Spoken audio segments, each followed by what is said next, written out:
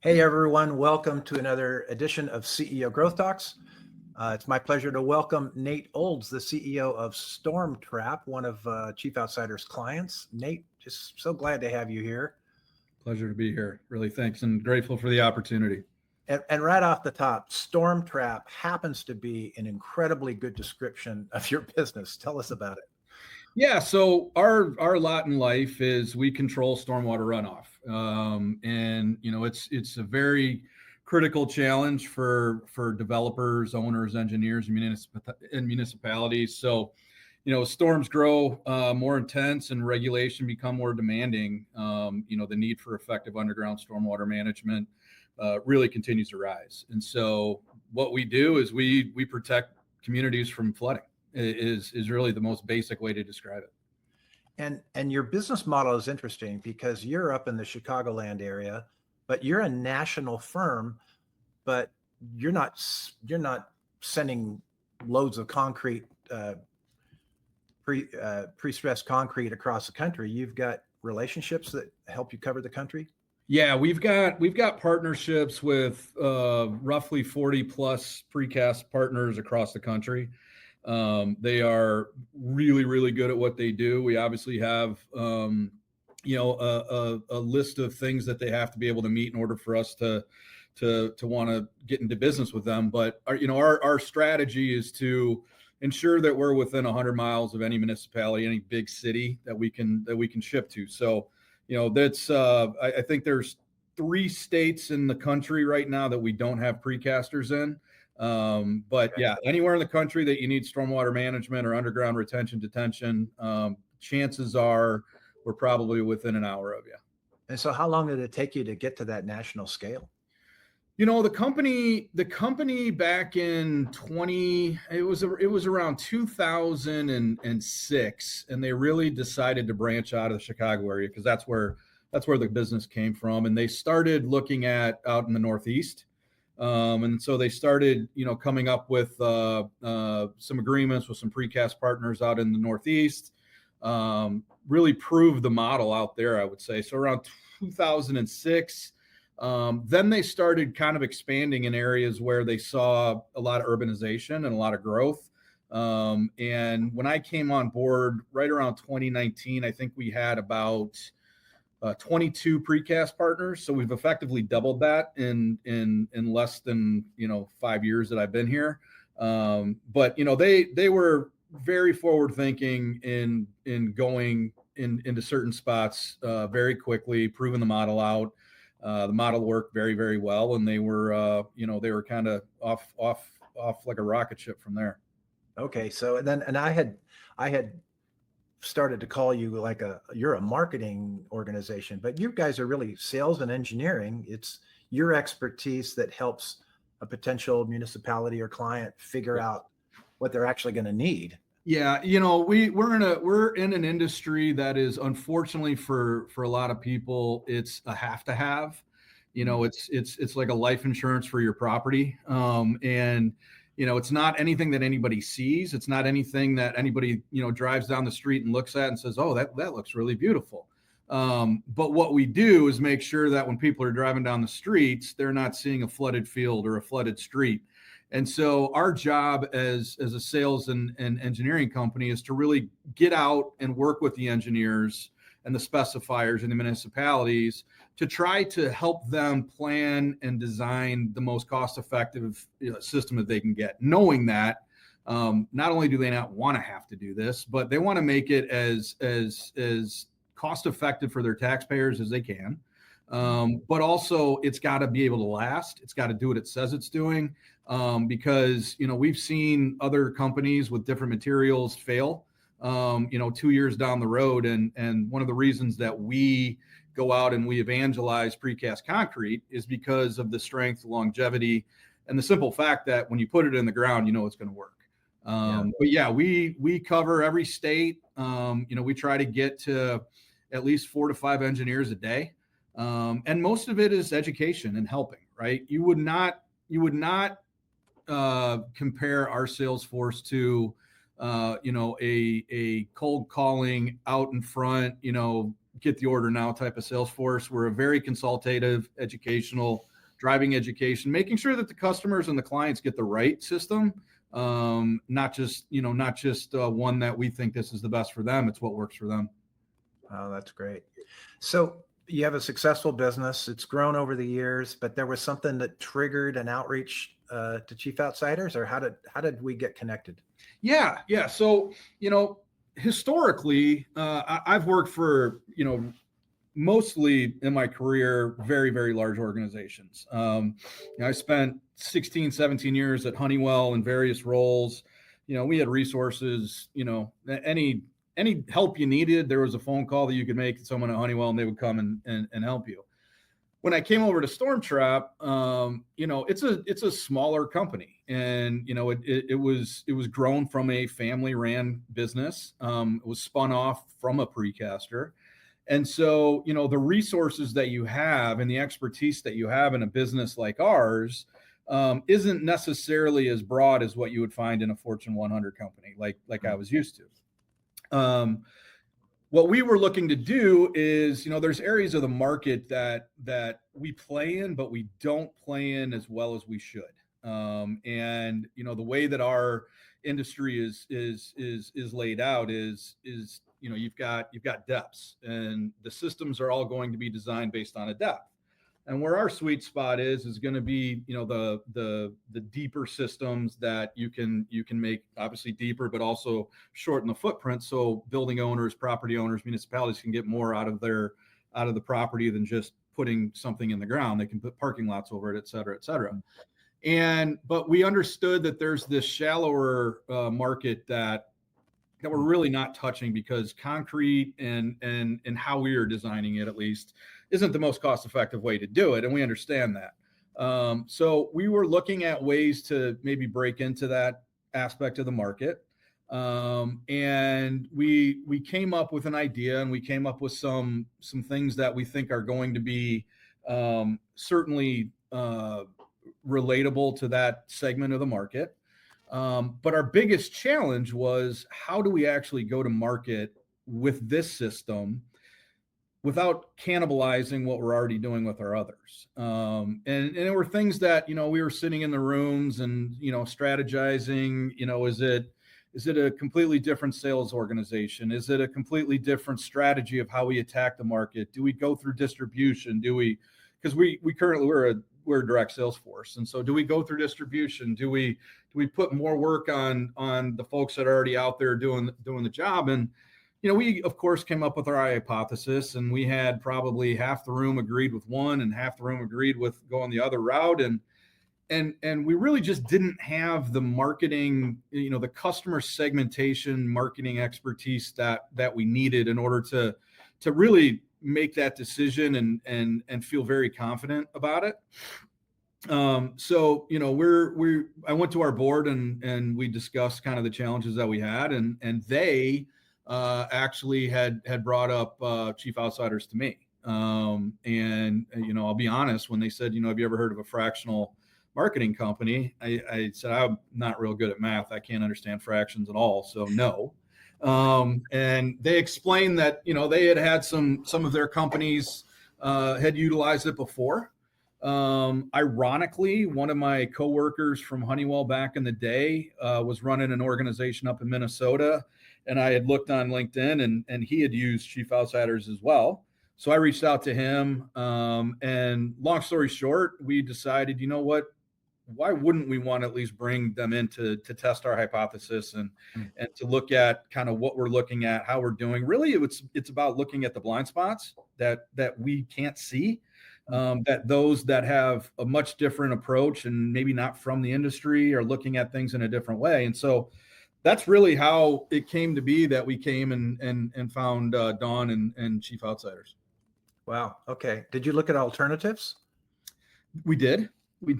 I will tell you that, I interviewed specifically 3 different companies. And I would tell you the thing that separated Chief Outsiders apart from them was a couple things. Number one, Chief Outsiders spent the intake call that I had with them. I want to say it was a 60-minute call, and I think they listened for 45 minutes.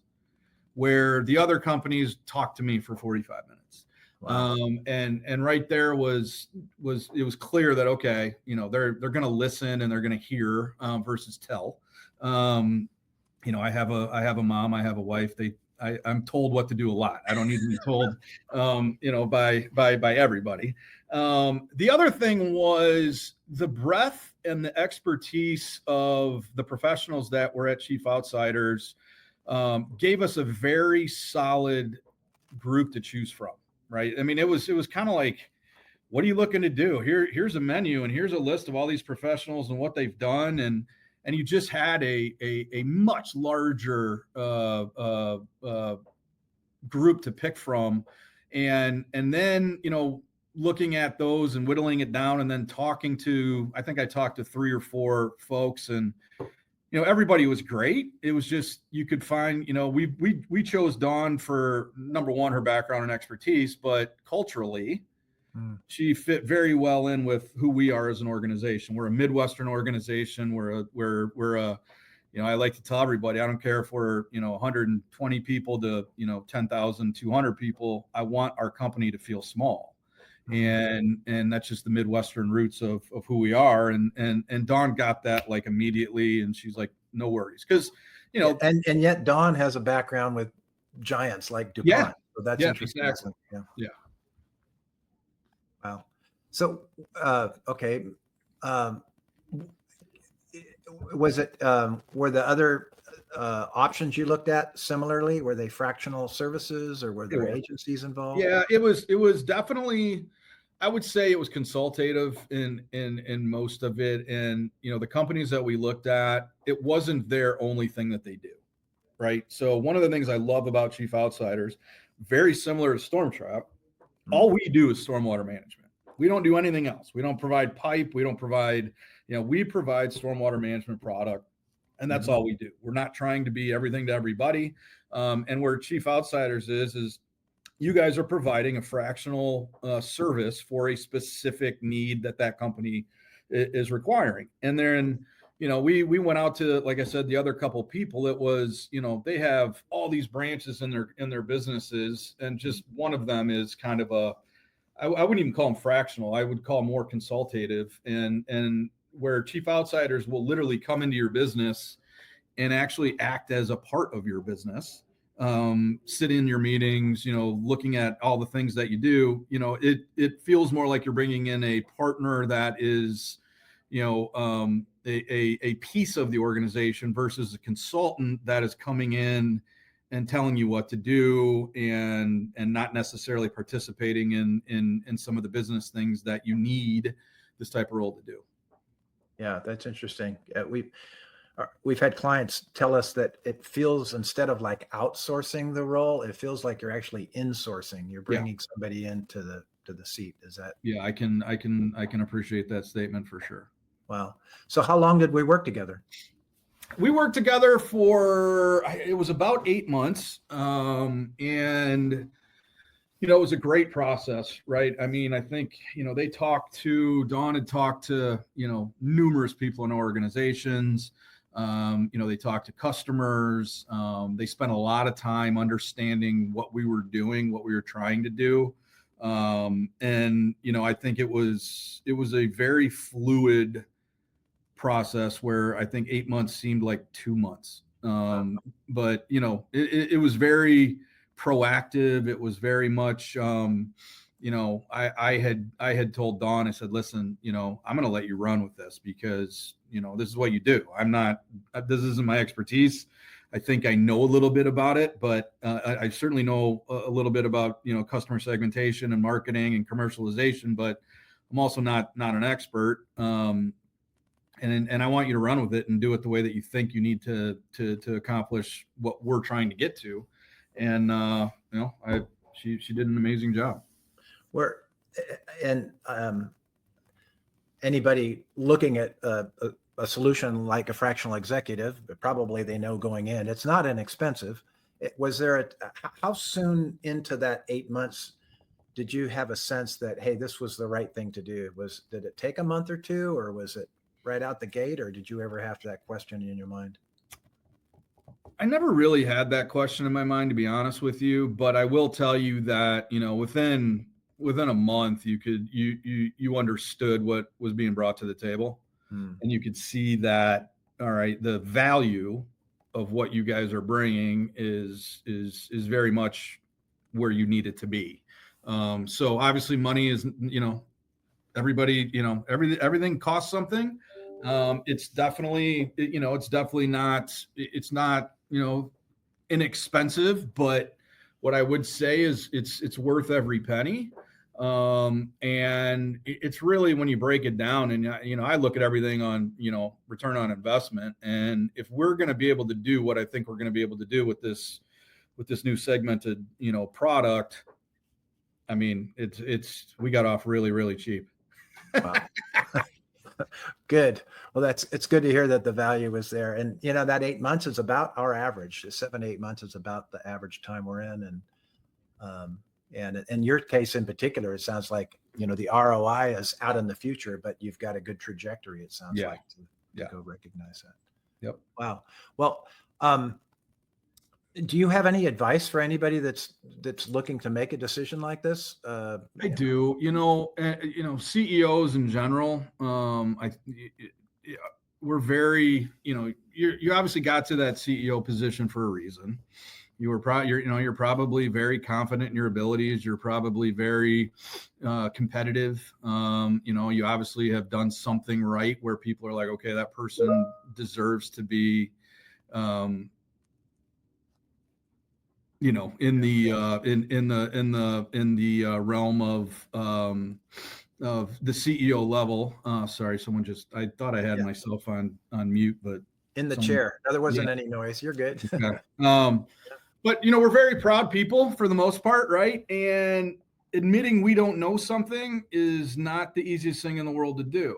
And admitting that I need help is hard for anybody, really. I mean, a lot of people struggle with asking for help, and I don't care if you're a CEO or or you're laying sod. If you need help, you need to ask for it. And I think that my advice is, nobody knows everything, and if you need the help, you just have to have that self-awareness as an organization, and certainly as a CEO, to say, do I have this internally? If I don't, am I okay to say we need help? And I think that was the thing that, we all agreed, hey, we as an organization need to do, this different. And, my board is a very supportive board. And, I wasn't afraid to tell them, hey, we can come up with a hypothesis, but I think it's a very big bet we're making. And I think we need somebody to come in and really make sure that we're stress testing and making sure that we've thought all about the right things.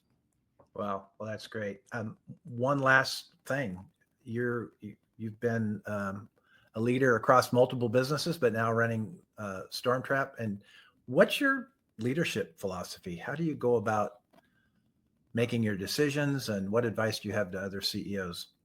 Yeah. So, my leadership style is very much, number one, I want to be as empowering as I possibly can. I don't subscribe to, I'm the CEO, I'll tell you what to do and you just go do it. I think that works for, a period of time, but people don't gravitate to that. And quite frankly, I'm not sure you get the most out of them. I don't want to lead by fear. I want to lead by, motivation. And so, I like to have an organization where everybody's empowered to do their job. I make the joke all the time to people is, listen, most people don't wake up in the morning going, I want to go to work and do a bad job. So what I want to make sure is we hire people for a reason. Let them do their job. Let them go and execute on what we've asked them to do. So, I'm a firm believer in empowerment. I'm a firm believer in transparency and communication. I think, it doesn't matter if you're a 100-person company or a 10,000-person company. I think everybody in that organization deserves to know what's going on. They deserve to know how the company's doing. They deserve to know where we're going in the future and why. I know not everybody agrees with the decisions that I make, but they're going to know why we made them. And I've sat in a lot of organizations where decisions are made, you don't know why, and it's really hard to follow because you don't know why. And then the other piece is,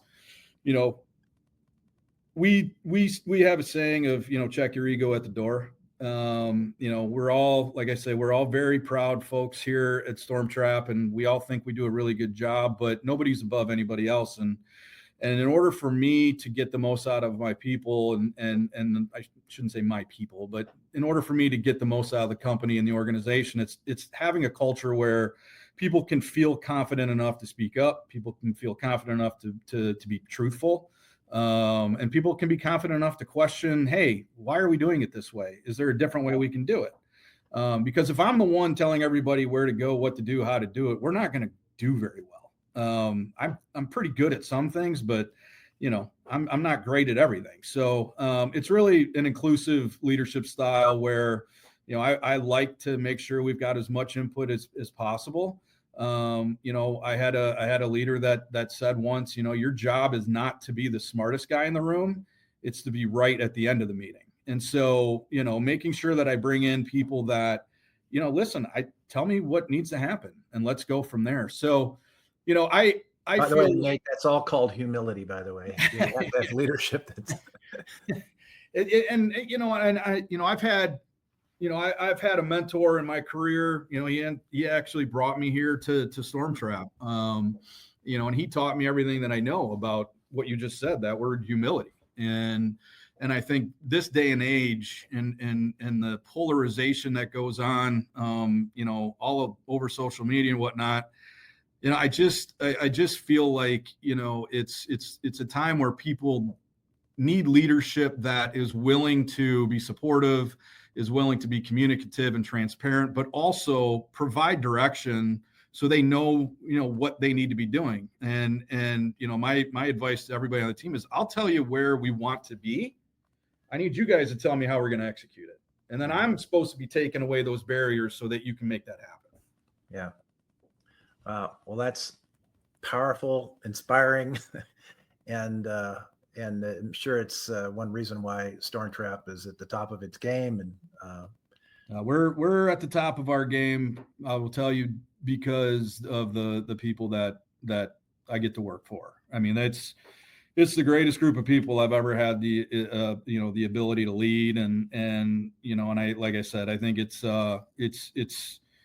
a very fun culture, one where I think, for the most part, people come and they know they can do a good job and they can get compensated for doing a good job. But at the end of the day, I want people to feel like, hey, when I go to work, it's not a burden, right? And I want to be able to leave knowing that, hey, when I come back tomorrow, it's going to be awesome too. So not all sunshine, unicorns, and rainbows, but I want to create that feeling of, hey, this is where you can be for as long as you want to be here. But yeah, I am in no way, shape, or form the reason for this, the success of this company. It's the people that are putting in the hard work and the effort and making me look good. well, that's awesome. And on behalf of Dawn and all of Chief Outsiders, thank you for allowing us to participate in the journey that you're on and the trajectory that you're pointing at. And we really appreciate it. And I just want to thank you for joining us on CEO Growth Talks today. I really appreciate it, and I can't thank Dawn enough. And what I'm hopeful of is, in a couple of years from now, I'll be able to call her up and say, this is what we've actually done, and you guys can use that however you want. Great. All right. Well, thank you, everybody, and we'll see you next time on CEO Growth Talks. Thanks, Nate. Thank you.